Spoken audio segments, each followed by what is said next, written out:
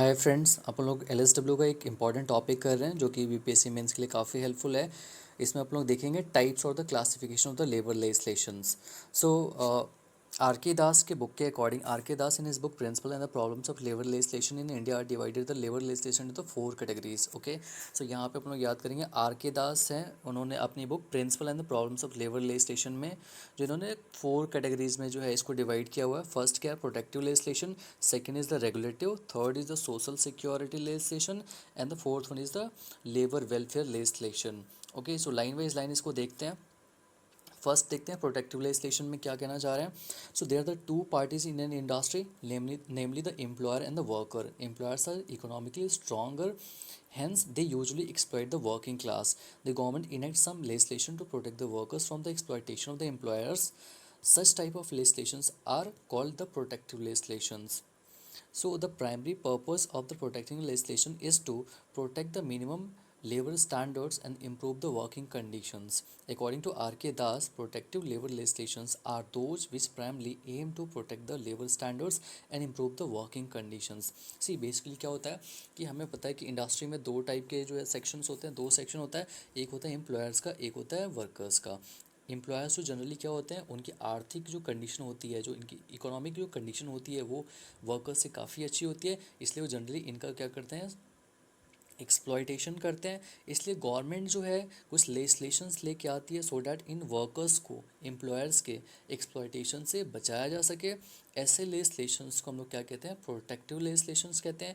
सो जो प्राइमरी जो पर्पज़ होता है प्रोटेक्टिव लेजिस्लेशन का वो क्या होता है कि कुछ मिनिमम लेबर स्टैंडर्ड्स को बना के रखा जाए और उनकी वर्किंग कंडीशंस को इम्प्रूव किया जा सके।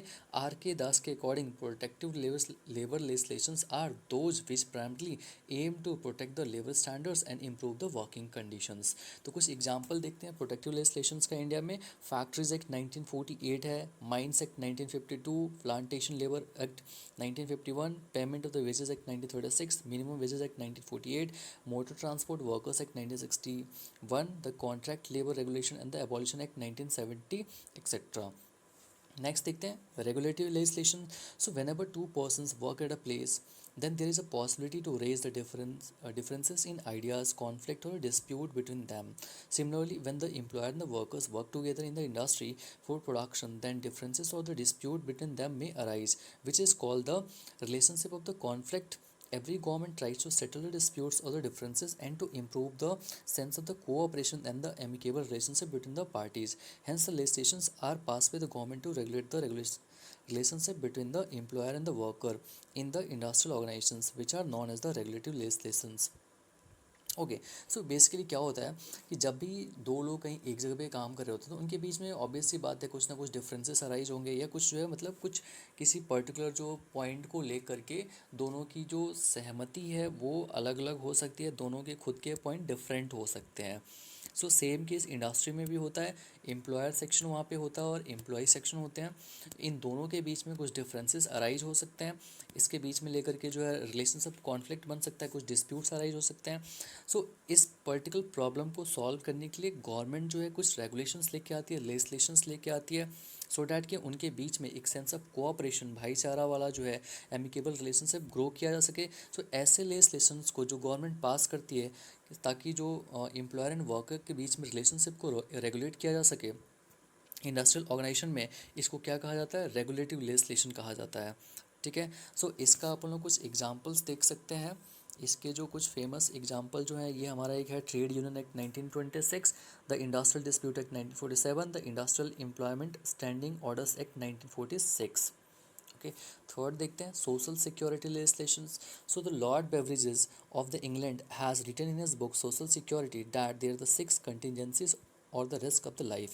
If any contingency appears in the life of the workers, then they feel helpless and insecure. According to Beveridge, these contingencies or the risk of the life are sickness, maternity, disablement, death, unemployment, and the old age. Those legislations which are passed by the government to provide the security in such situation are called the social security legislations. According to R.K. Das, social security legislation intended to provide the workmen social security benefits under the certain contingencies of the life. See Lord Beveridge जो है अपनी book में social security में लिखते हैं कि जो है छः जो है कंटिजेंसी या रिस्क होती है लाइफ की, वो जनरली कौन कौन सी होती है जो कि वर्कर्स की लाइफ में अराइज हो सकती है।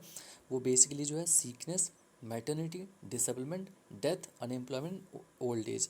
इसमें से कोई भी जब जो मतलब होता है तो उसकी लाइफ में जो है एक इनकम का अपने को देखते हैं कि जो है उनसे इनकम में जो इंटरप्शन देखने को मिलता है। सो बेसिकली गवर्नमेंट जो है कुछ लेजिस्लेशन लेके आती है सो डैट उनको कुछ सोशल सिक्योरिटी प्रोवाइड किया जा सके।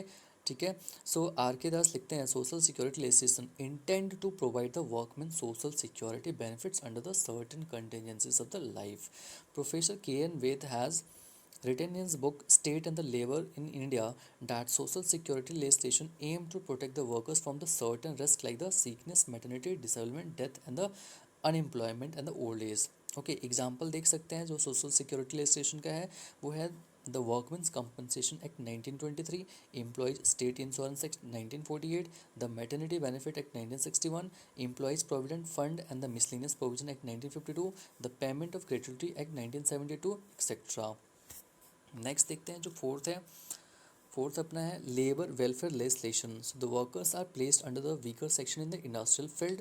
There wages are so low that they can not save for their health, family welfare and the certain necessities of the future. Hence, the government has implemented different schemes for the welfare of the workers. Those legislations which are passed by the government regarding the welfare of the workers are called the labor welfare legislations. Such legislations aim at promoting the general welfare of the workers and the improve their working conditions.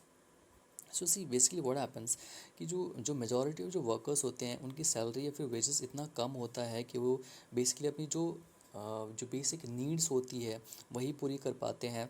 But जो ये health हो गया, family welfare या certain necessities की जो चीज़ें हैं उसको फुलफ़िल नहीं कर पाते हैं।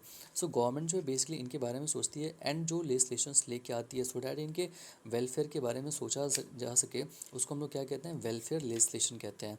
इसमें एग्जाम्पल के लिए जो है the Coal Mines Labor Welfare Fund Act 1947, the Mica Mines Labor Welfare Fund Act 1946, the Iron Ore Mines Labor Welfare Fund Act 1961, the BD Workers Welfare Fund Act 1976, the Iron Ores Mines, uh, Manganese Ore Mines and the Chrome Ore Mines Labor Welfare Fund Act 1976।